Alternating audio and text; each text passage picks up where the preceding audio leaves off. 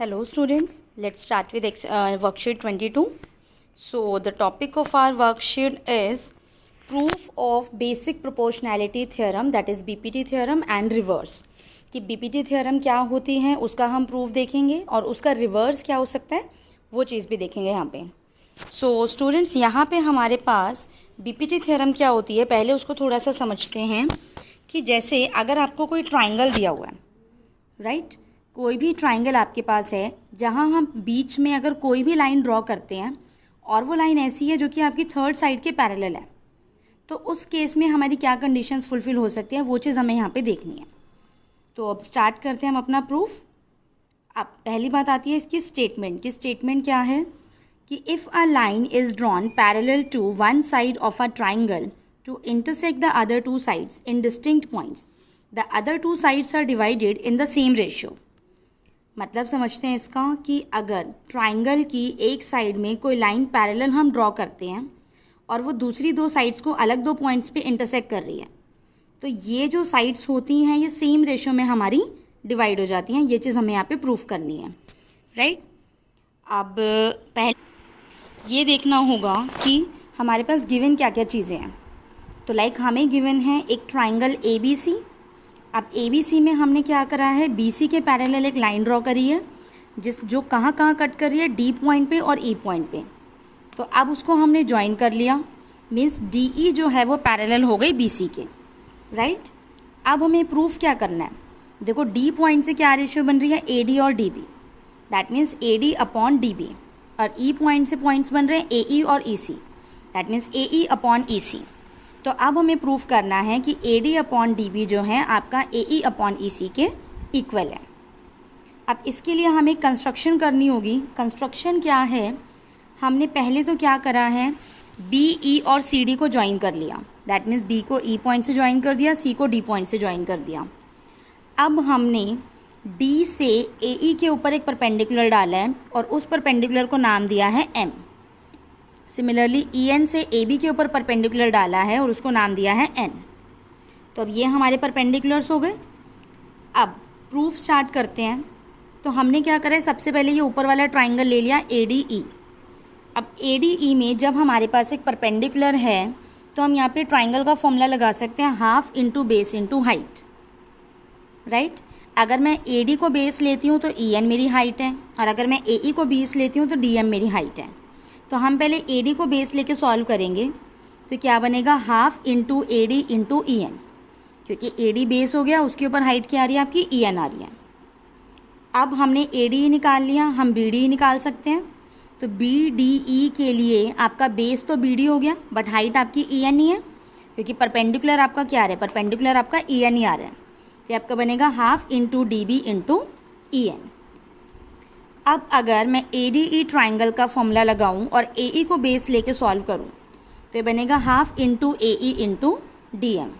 और area of DEC अगर मुझे लगाना हो तो half into EC into DM, ये बन जाएगा. तो अब मेरा ADE आ गया, BDE आ गया, दोबारा ADE आ गया और DEC आ गया. अब मैं क्या करूँगी, फर्स्ट ADE और BDE की रेशियो ले लूँगी. तो ADE और BDE की रेशियो ली, हमने इनकी वैल्यूज़ पुट कर दी. तो half into AD into EN upon half into BD into EN. अब क्या होगा स्टूडेंट्स, हाफ से हाफ कैंसिल आउट हो गया और EN से EN कैंसिल आउट हो गया. तो आपके पास क्या बच गया यहाँ पे, AD अपॉन DB.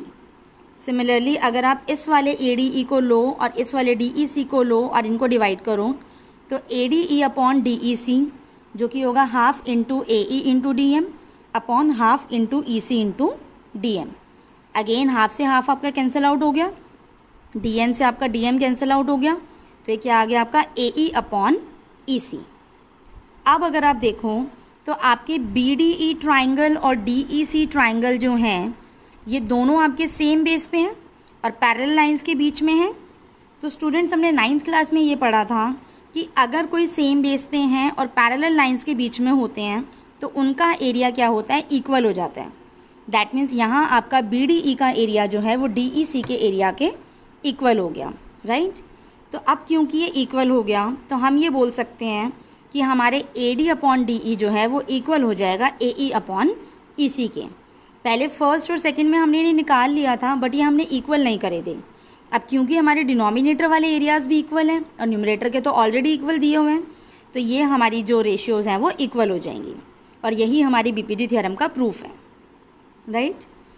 अब देखते हैं इसका रिवर्स क्या होता है, रिवर्स ऑफ बीपीटी थ्योरम, कि अगर हमें इस बार दिया है कि ए बी सी और कोई पॉइंट्स हैं डी और ई, इस बार हमें नहीं पता कि वो डी ई और बी सी पैरेलल हैं या नहीं, इस टाइप से कोई पॉइंट्स दिए हुए हैं, और अगर हमें गिवन है कि A D upon D B जो है आपका इक्वल है ए ई अपॉन ई सी के, तो उस केस में हम ये कह देते हैं कि डी ई जो है वो बी सी के पैरेलल है, राइट। दैट मीन्स पहले में क्या था कि पैरेलल दिया था, हमें रेशो निकालनी थी, इस बार हमें रेशो दी हुई है तो हम पैरेलल शो करेंगे।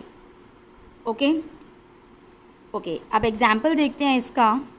एग्जाम्पल क्या है, in the given figure find the value of x which will make D E parallel to B C, कि कौन सी x की वैल्यू के लिए डी ई जो है वो आपका बी सी के पैरेलल हो जाएगा।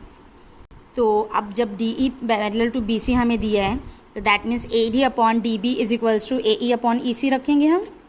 अब ए डी की वैल्यू आपकी x है, डी बी की वैल्यू आपकी 3x/4 है, ए ई की वैल्यू आपकी x+3 है और ई सी की वैल्यू आपकी 3x+19 है। अब क्या करेंगे, इसको क्रॉस मल्टीप्लाई कर लेते हैं, तो x आपका मल्टीप्लाई होगा 3x+19 से और x+3 आपका मल्टीप्लाई होगा 3x+4 से। इन्हें टर्म बाय टर्म मल्टीप्लाई करते हैं तो ये बना 3x² plus 19x is equals to 3x² plus 4x plus 9x plus 12। अब देखो 3x² और 3x² तो आपका डायरेक्टली कैंसिल आउट हो जाएगा। अब 19x is equals to 9x plus 4x which is 13x plus 12। अब 13 को हम लेफ्ट हैंड साइड में लाएंगे तो 19x minus 13x is equals to 12। तो ये क्या बन गया, 6x इज इक्वल्स टू 12 बन गया। तो यहाँ से x की वैल्यू आपकी क्या आ गई, 12/6 विच इज़ 2। तो यहाँ से x की वैल्यू आपकी 2 आ गई, राइट। यही हमें प्रूफ करना था, x की वैल्यू फाइंड आउट करनी थी। अब क्वेश्चन नंबर 1 देखते हैं। क्वेश्चन नंबर 1 में हमें D E parallel to B C दिया हुआ है, x फाइंड आउट करना है। तो सेम तरीके से होगा ये भी, A D upon D B equals A E upon E C. तो इनकी वैल्यूज़ पुट कर लेते हैं, like x/7.2 is equals to 1.8 upon 5.4। अब इन्हें क्रॉस मल्टीप्लाई करेंगे तो 5.4x is equals to 1.8 multiply 7.2।